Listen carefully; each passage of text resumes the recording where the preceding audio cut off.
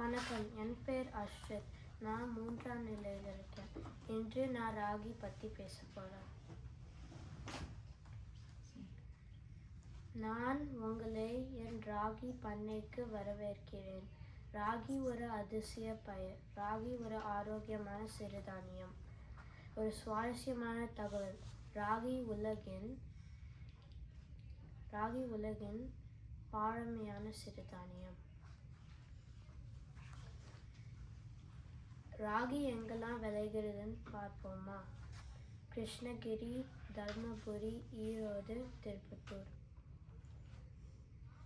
சேலம், திருவண்ணாமலை மற்றும் வேலூர். ராகிக்கு ஏன் விரல் தானியம்னு பேர் வந்தது தெரியுமா? ராகி செடி நம் கை விரல்கள் போலவே இருக்கும். இதனால் தான் ஆங்கிலத்தில் ஃபிங்கர் மில்லட்னு பேர். ராகியின் நன்மைகள். ராகி பால் மற்றும் முட்டையை விட அதிக கால்சியம் சத்து உள்ளது.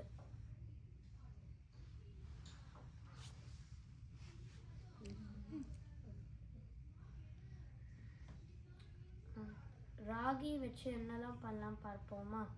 முறு ராகி முறுக்கு, ராகி களி மற்றும் ராகி லட்டு. ஒரு சுவாரஸ்யமான தகவல், ராகி கோடை காலத்தில் உடலை குளிர்ச்சியாக வைக்கும். ராகி ஒரு ஆரோக்கியமான சிறுதானியம். இயற்கையோடு இணைந்து வாழ்வதே நம் பண்பாடு. நன்றி.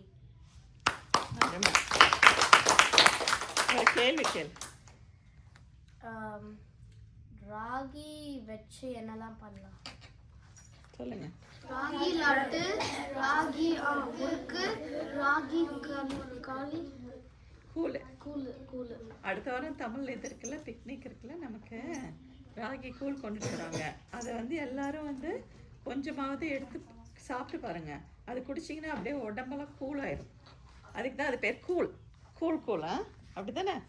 சூப்பராக சொன்னக்கண்ணா அஸ்ரித், அருமை.